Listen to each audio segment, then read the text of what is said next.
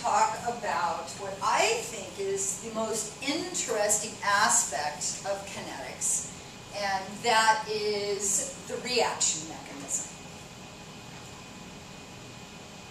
Chemical reactions occur by a series of steps called the reaction mechanism.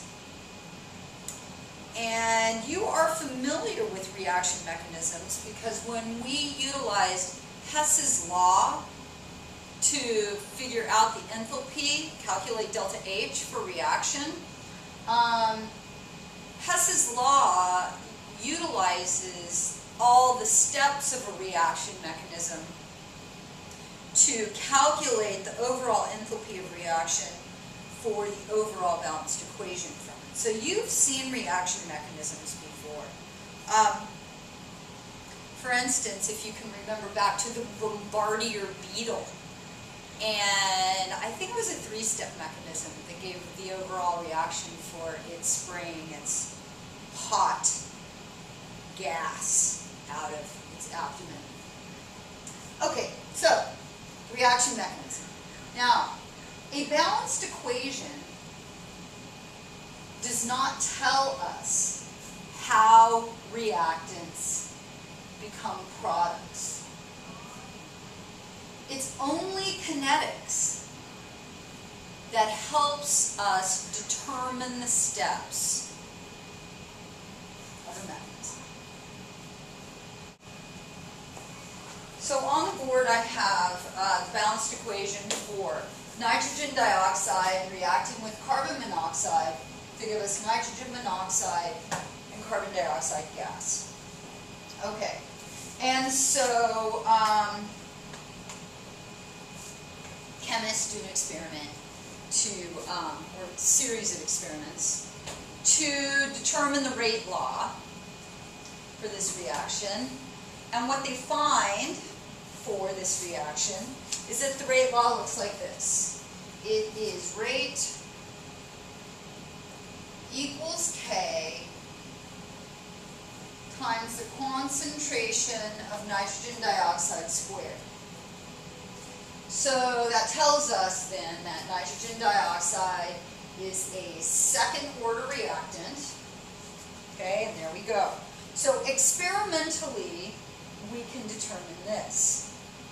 Okay, and now from this, the reaction mechanism can be deduced or hypothesized. Now, you would never be asked to write a reaction mechanism. Reaction mechanisms take, I'm not going to say years, but sometimes years for chemists to develop. Lots of experimentation involved. And so I'm going to write the reaction mechanism that's going to give us this overall balanced equation that shows us how reactants become products. But you would never be asked to do this on a test. Okay, so the proposed mechanism for this reaction is NO2 reacts with NO2 to give us nitrogen trioxide plus nitrogen monoxide. And then that nitrogen trioxide reacts with carbon monoxide to give us nitrogen dioxide plus gas plus carbon dioxide. Okay, this is step 1 of the mechanism and step 2 of the mechanism. And so just like Hess's law, if we sum up the steps of this mechanism and we cross out everything that appears on both sides. I'm just going to do this so you can see it. Okay, just like we did in Hess's law, you guys. What we should get then is the overall balanced equation. So I have got on this side NO2 plus NO2 plus NO3 plus CO gives me NO3 plus NO plus NO2 plus CO2. Okay, and if I get rid of the things that appear on both sides, okay, that leaves me with my overall balanced equation, right? NO2 plus CO, NO2 plus CO gives me NO plus CO2. Okay, so this is a lovely reaction mechanism because it is going to fulfill one of the requirements for a good reaction mechanism, and that is the sum of the steps of the mechanism should give you the overall stoichiometry, the overall balanced equation for the reaction. Okay, and this mechanism tells us then that in order to form the nitrogen monoxide and carbon dioxide, first of all what happens is two nitrogen dioxides collide, react, to form a nitrogen trioxide and a nitrogen monoxide. And then this thing reacts with carbon monoxide to give us the nitrogen dioxide, give us a nitrogen dioxide and a carbon dioxide. So this reactants going to products does not happen in one step. Instead, it takes two steps. And what we also see here is that we make something called nitrogen trioxide in the first step of the mechanism, and then that nitrogen trioxide gets used in the second step of this mechanism so that it doesn't appear in the overall balanced equation. It is produced and then consumed within the steps of the mechanism. Okay, now, we call that an intermediate, and you're going to write that down in a moment. Now, the other thing we're going to have to look at here in a few minutes is, where does this come into play? This rate law that we've determined for this overall balanced equation. Okay, so let's go back to the NO3. Okay, so if we go back here, a balanced equation, again, you guys, does not tell us how the reactants become products.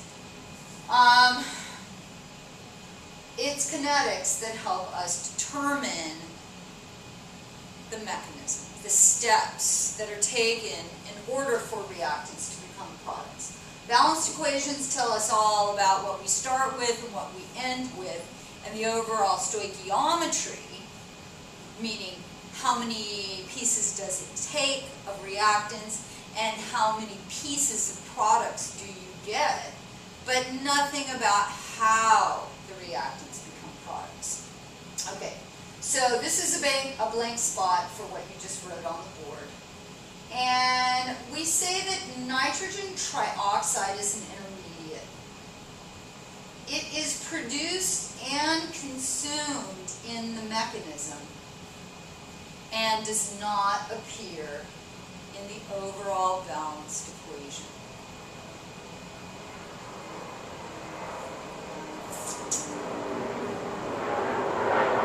Now, each of the two reactions in this mechanism that you have written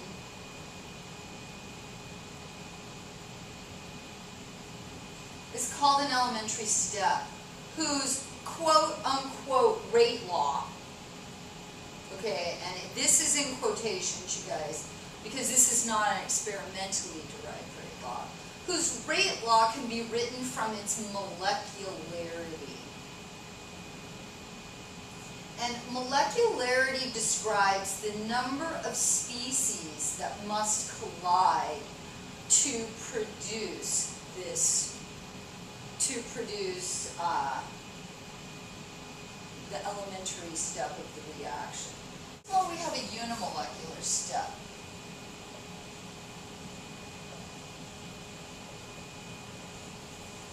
Unimolecular. Okay, so that would be if unimolecular really is a decomposition. So we have some reactant, A, that decomposes to give us any number of products. It doesn't matter how many products we make, but some kind of products. Okay, so we've got a single reactant, and that reactant is decomposing to produce one or more products. Okay, this is called a unimolecular step.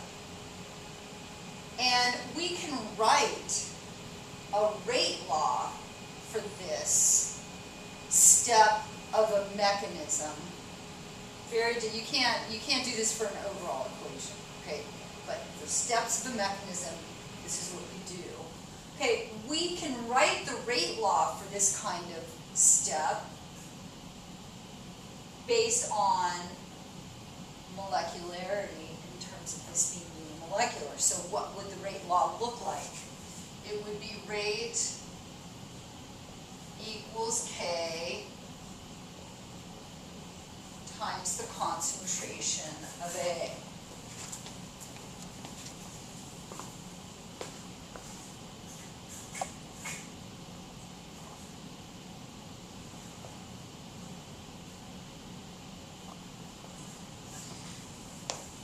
All right, we've got bimolecular steps. Bimolecular. And this can look a number of different ways. Bimolecular means that you have two reactants, or two species, two things colliding with one another to form products. So a bimolecular step can look a number of ways. It could be A plus B gives you products, or it could be, for instance, just A plus A gives you products. And this would be 2A, right? Okay. Giving you products, a bimolecular step. Two things colliding. Those two things might be identical, or those two things might be different. Okay, so how would we write a rate law for this bimolecular step? It would either look like rate equals K, and in this case it would be A times B, or in this case it would be rate equals K times B squared, graded set. Okay, now we could also have a termolecular elementary step.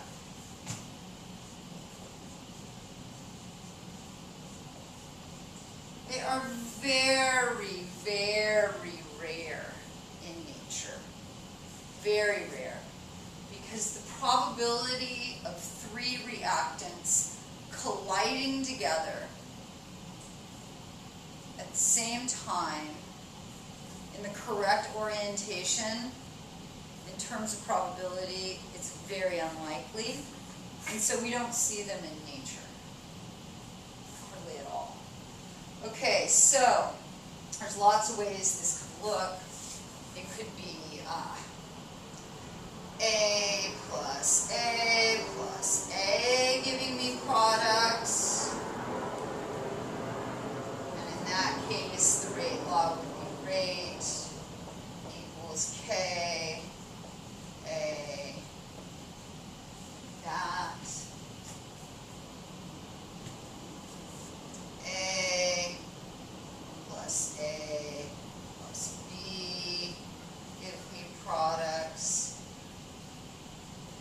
and that would give me a rate law that looks like rate equals K times A squared B. Okay, are we getting the point? There's just all different ways that this could look. We could have it A plus B plus C gives me products. You write the rate law for what that would be based on molecularity. Okay. Now, who cares? What do these rate laws in quotations have to do with what we're doing?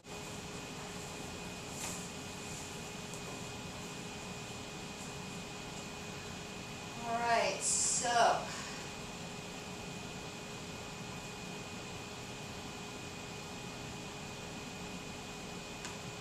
we're going to use the rate law of molecularity to sort of justify a proposed reaction mechanism. So in order for a reaction mechanism to be deemed valid,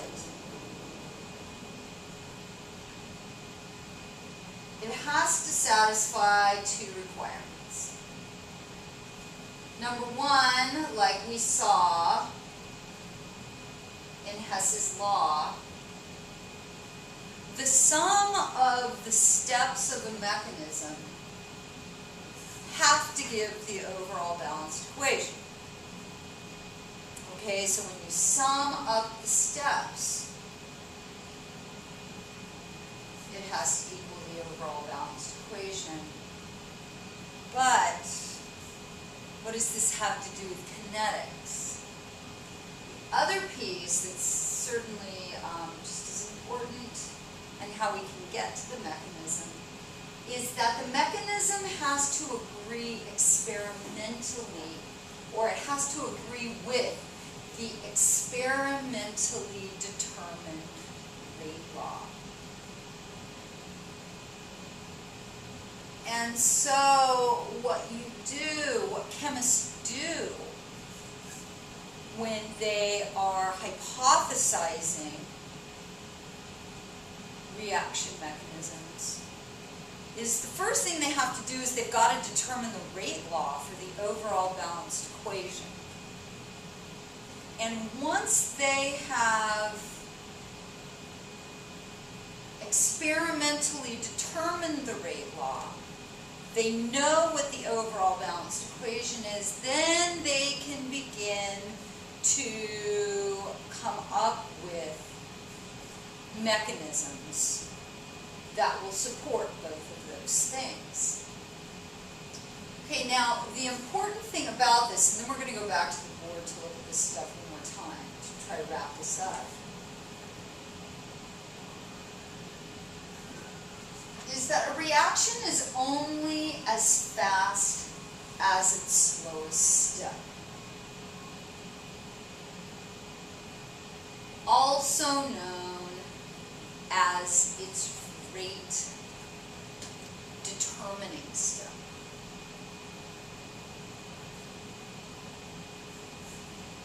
And so for industrial chemists, for chemical engineers, for biologists who study the chemical reactions inside of living things, that this rate determining step pretty much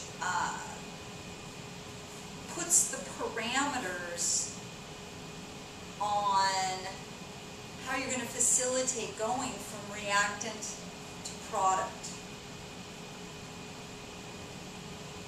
So we know that the sum of these two give us the overall balanced equation. And we know that the rate law, experimentally derived for this thing, is this.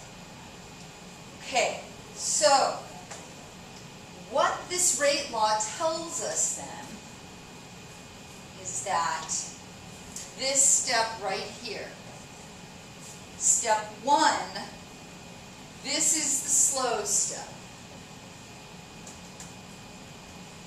This is the rate determining step. It is the step that determines how fast this reaction is going to go. So notice, you guys, overall, carbon monoxide is a reactant, but is it written in the rate law? It's not written in the rate law. So that tells us that carbon monoxide is a what order reactant? It's a 0 order reactant. That means that it doesn't have any effect on the rate, in that if we double the concentration of carbon monoxide, it doesn't do anything to the overall rate of the reaction. Well, that's because carbon monoxide is not involved in the rate determining step. 2 nitrogen dioxides have to collide, right? And they make this intermediate. And it's the facilitating of those 2 colliding which slows everything down, which determines how fast things are going to go. Once this nitrogen trioxide is made, then the thing just moves very, very fast after that. The nitrogen trioxide reacts with the carbon monoxide probably instantaneously. And then we get to the rest of our product here, carbon dioxide. So, the rate law for the slow step of the mechanism that we would write from the molecularity of that step always matches the overall rate law for the balanced equation. So we can determine what is the rate determining step by writing the rate laws based on molecularity for each of the steps of the mechanism. And then once we have those written based on molecularity, we just look to see which one matches the experimentally derived rate law.